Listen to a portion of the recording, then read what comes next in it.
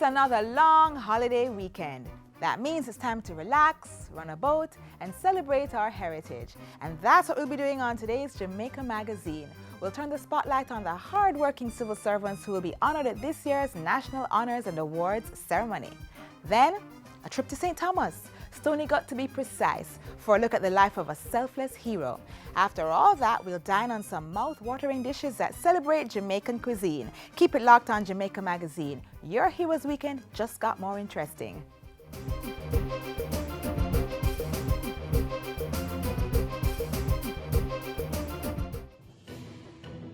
The JIS Heritage Essay Competition is here again. If you're a primary or preparatory school student aged 9 to 12, you may enter.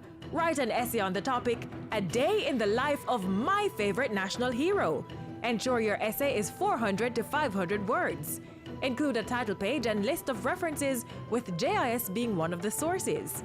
And submit the essay using the application form on the JIS website, jis.gov.jm.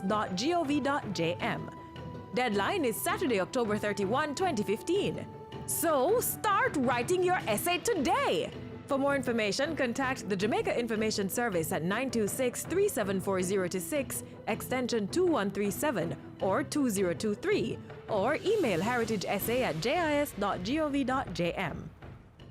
Public servants sacrifice so much to keep this country running, from nurses and healthcare professionals to teachers, security officers, and civil servants who carry out a range of functions across government. On Heroes Day, a number of them will be awarded for their long and meritorious service. Here are a few of those recipients.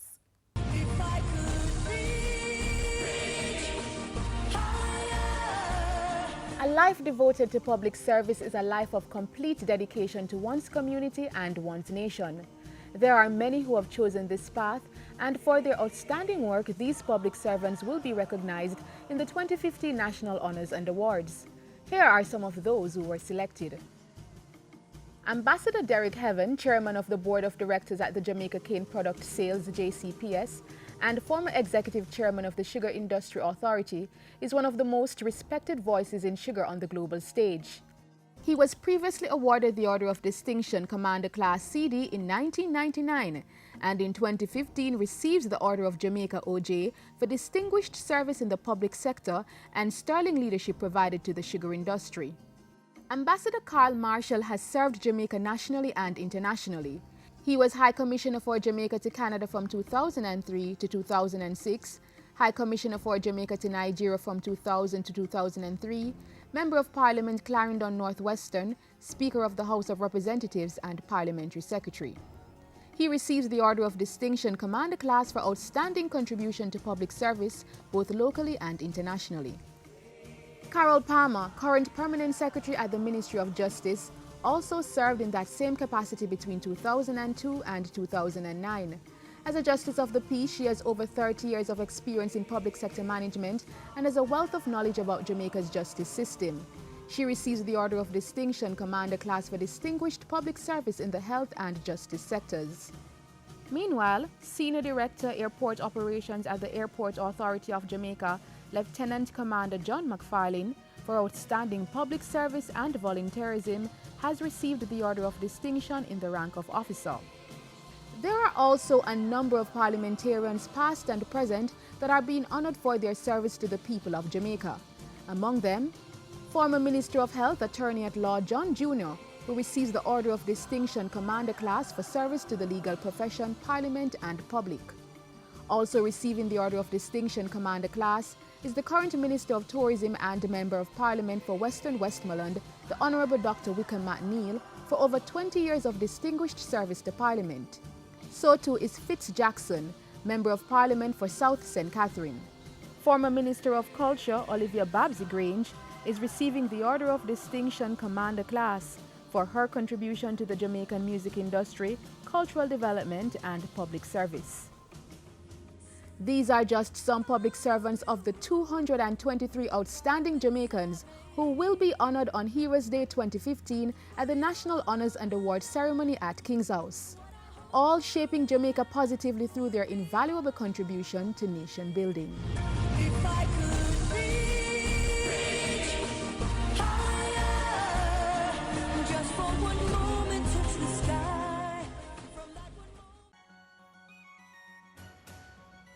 JIS Heritage Poster Competition is here again. If you are an artistic teenager, the JIS Heritage Poster Competition is just for you. All registered secondary school students are eligible to enter. All you have to do is this: complete the entry form on the JIS website, jis.gov.jm. Then create a poster using images provided in the picture resources on the JIS website. And the topic: a moment in the life of a Jamaican national hero. Ensure that your poster is no larger than 11 inches by 17 inches and keep a copy of your poster. Posters will be judged on interpretation of the topic, originality, and presentation. Now for the submission details. Upload computer-designed posters using a cloud storage service such as Dropbox, SkyDrive, or Google Drive. Mail or drop off illustrated posters at the JIS head office or Montego Bay office. Deadline for submission is Saturday, October 31, 2015. So come on, unleash your creativity and win lots of prizes. For more information, contact the Jamaica Information Service at 926-374-026, extension 2137, 2023, or email heritageposter@jis.gov.jm.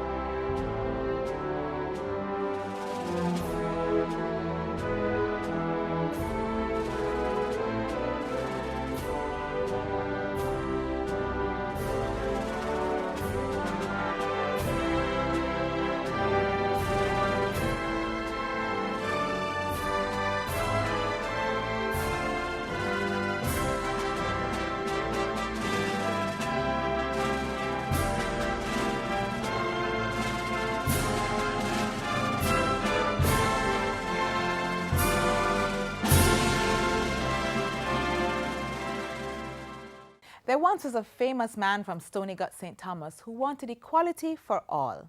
Though he was a wealthy man, he wanted his fellow Jamaicans to be able to have equal access to land and pay. We're talking about national hero Paul Bogle. This year marks the 150th anniversary of the Morant Bay Rebellion, an occasion deserving of recognition. A week ago, several organizations led by the Ministry of Youth and Culture staged a march from Bogle's birthplace, Stony Gut, to the old Morant Bay Courthouse where the hero was hanged. Throughout October, several other events are planned to commemorate the 150th anniversary. For more details on the celebrations, click on myc.gov.jm. Let's take a look now at the life of this national hero.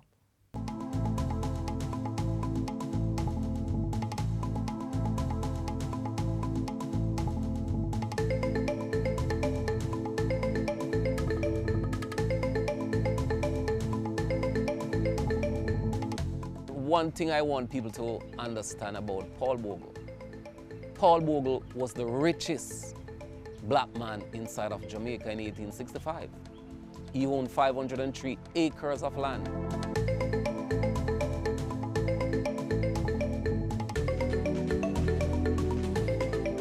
When you look at what Paul Bogle owned, Paul Bogle didn't have to give his life for his country. Yet he did. And for that, he was declared a national hero in 1969, the highest honor that could be awarded by a grateful nation. The history of his life and death tells us that the journey to that pinnacle of national recognition was one fraught with danger and ultimately deadly. In the latter months of 1865, Paul Bogle and others of like mind had exhausted their tolerance for the unfair treatment being meted out to black people in colonial Jamaica. After almost 30 years of emancipation, their access to land, good wages, and civil and legal rights were being stifled, based solely on the color of their skin. Paul Bogle, a Baptist preacher from Stony Gut in St. Thomas, had come to be seen as the governor of the blacks. So when he began his fateful 50-mile march to the then capital, Spanish Town, they followed and were denied the audience they sought with Governor at the time, Edward John Eyre. Paul Bogle was relentless, and the preacher and his men would later descend on the Morant Bay Courthouse while it was in session, determined to have their say. History has labeled that incident the Morant Bay Rebellion. What began as a peaceful gathering to agitate for the fair and equal treatment of all citizens, black or white, ended in chaos and bloodshed. In the end, more than 430 people were killed, hundreds more flogged, 1,000 dwellings destroyed, and the courthouse razed by fire. For this rebellious act, Bogle was deemed the instigator, and in October 1865 he was captured and hanged. Bogle has to be looked at in the context of his own actions.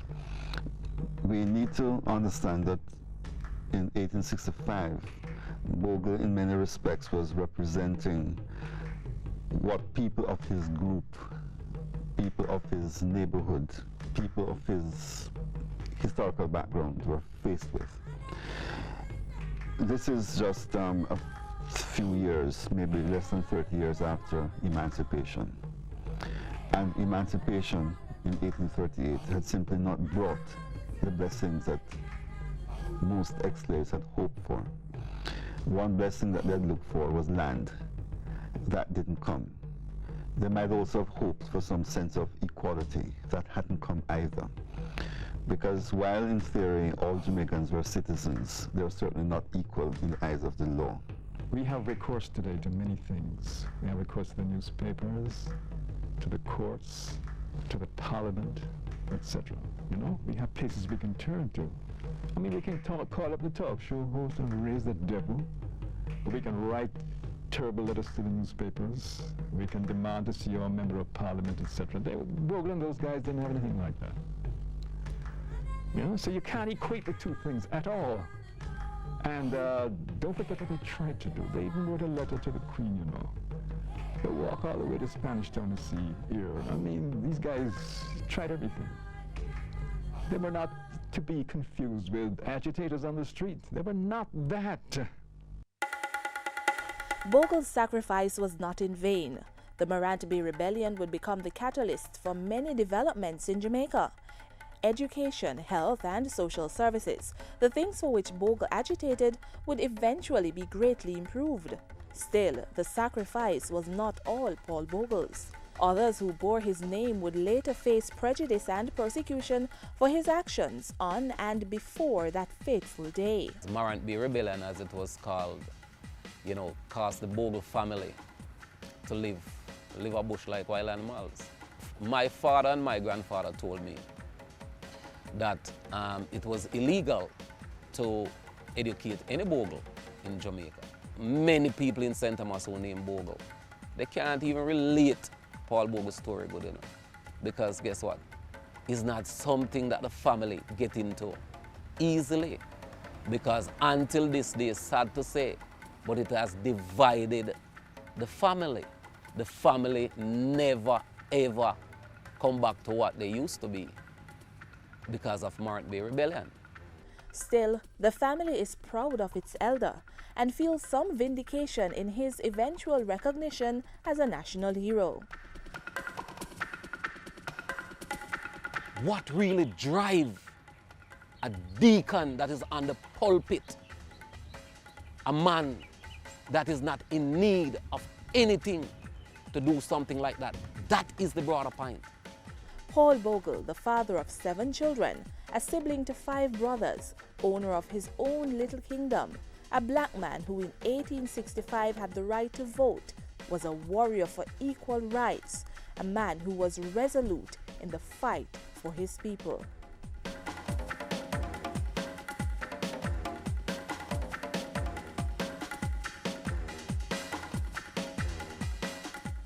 When criminals disagree, they seek revenge. Murder, arson, rape, whatever causes terrible suffering. It doesn't matter who gets hurt. Women, children, and the elderly, they are the main targets. Don't support the criminals. Don't cover up for them. Don't take their money. Take a stand now for the right of our women and children to be free from fear and abuse. Silence brings violence. A message from the Ministry of National Security.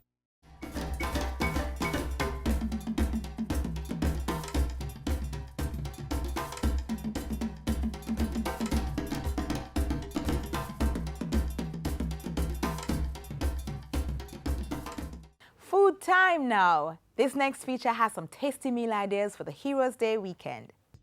Annatto, pimento, peppers, spices that bring flavor to meals, yams, coconut, pork. It's a buffet of traditional foods, what some men refer to as strong-back meals, what grandparents call soul food. It's a serving of heritage dishes, Jamaican delights.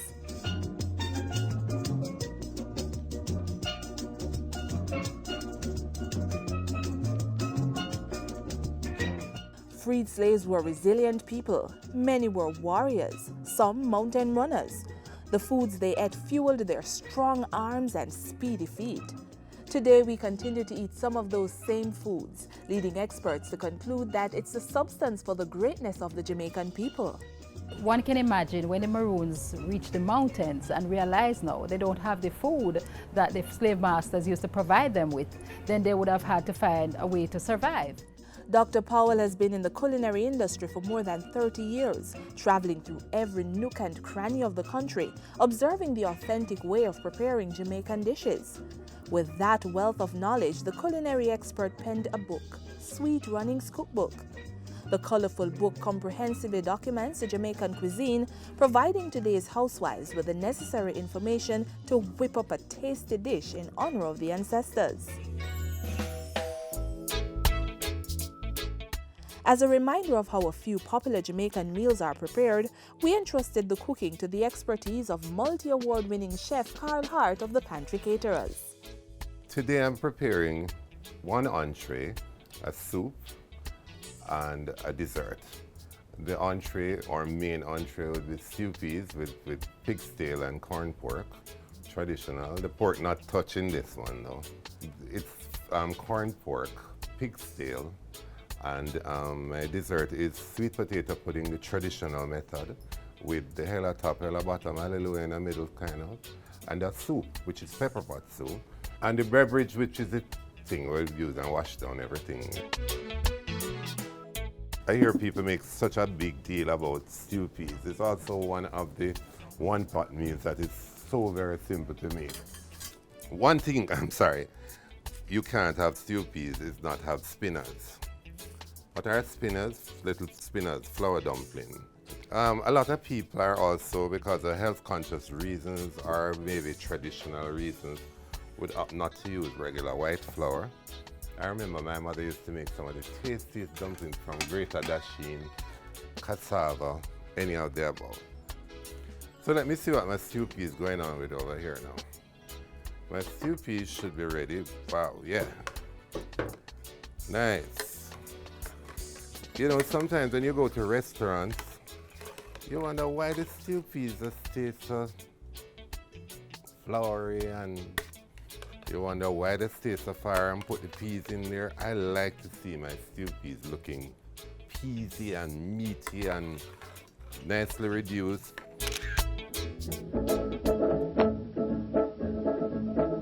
Usually, for a pork lover like myself, you could cook it with meat.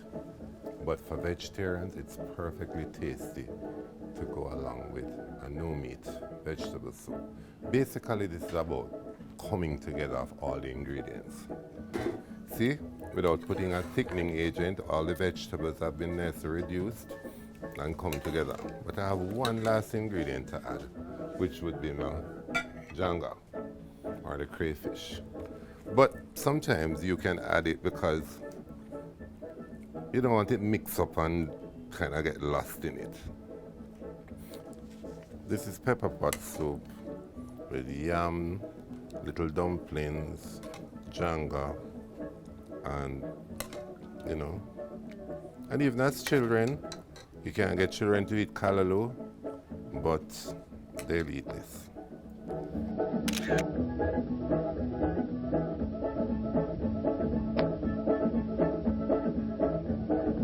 The method of cooking was not an oven like we do now, which we usually put on a pot with water and then mix the pudding and put it on top of the steam, and then get a piece of zinc, and we made the charcoal or wood sticks and put it. So this was the hell at the top, got the hell at the bottom and the hallelujah is in the middle.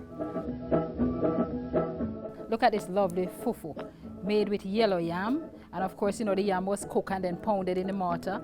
And then the stew peas. When you look at the spinners, they're just standing out at you. And of course, in those days, our foreparents, they always washed down the meal, you know. And they used to have a lot of beverage, you know. And Carl made this fantastic drink with some sugar, cane sugar, and with civil orange. This is really a fantastic representation of post-emancipation dishes. So you don't have to worry about the expensive flour, imported flour. Just pound some yam, some dasheen, or even pound some cassava. You can pound plantain, and you can have that as your staple with your various protein dishes. Housewives, cooks, when next you're deciding on what's for dinner, consider one of these savory Jamaican dishes, nutritious and wholesome.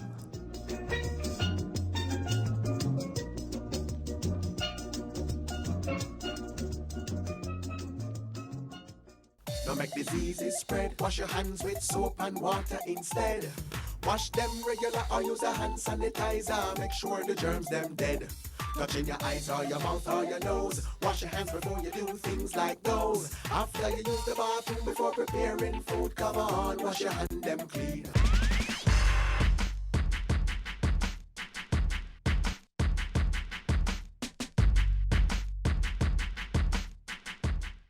Rainfall has increased over the past few weeks, and believe me, we're very grateful.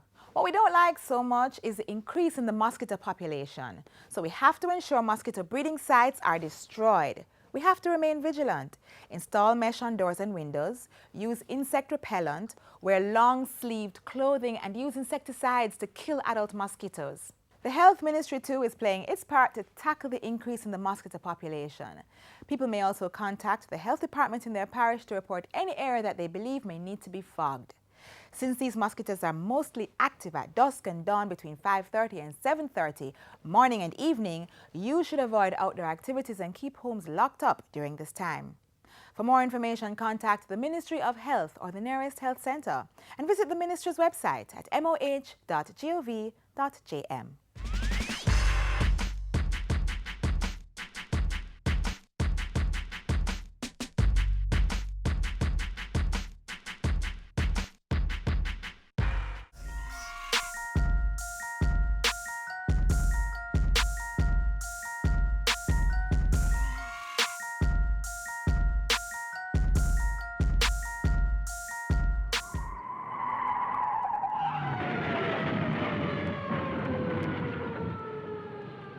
Each time you're not paying full attention to the road environment, the greater your chances of getting in a crash like that.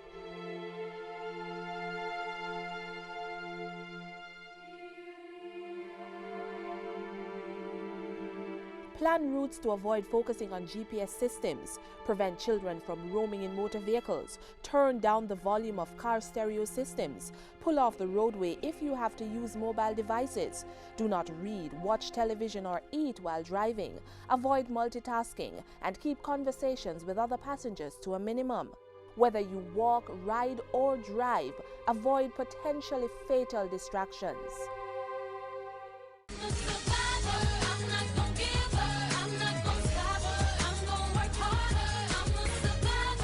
On June 25, 2012, Jamaican sprinter Noveline Williams-Mills was diagnosed with breast cancer.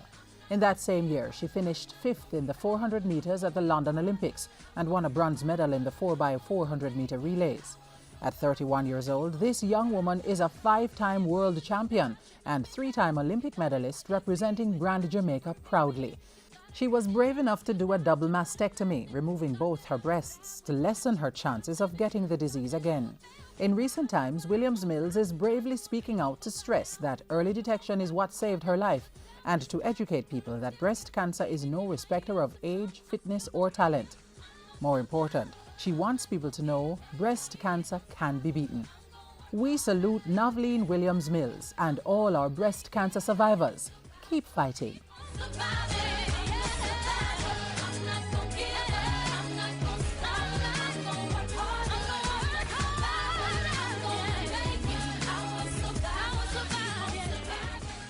Let's celebrate Jamaica to the world. Fastest man in the world. First Jamaican woman to win gold in Olympic 100-meter sprint. An upcoming global superstar. Mouth-watering meals. And a vibrant set of people. We are Jamaicans. Let's get together and bring back the love.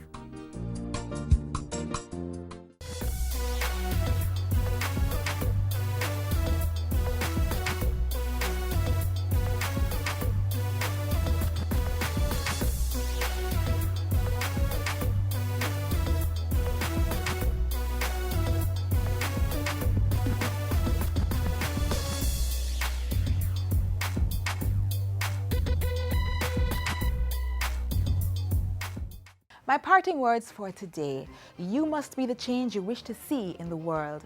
A powerful quote from Mahatma Gandhi. I'm Audrey Williams, signing off for Jamaica Magazine. For more on this year's Heritage celebrations, click on our webpage, jis.gov.jm. We're also on YouTube, Twitter, and Facebook. So log on and stay in the know. There'll be extra activity on the roads this weekend, so be extra careful and walk good.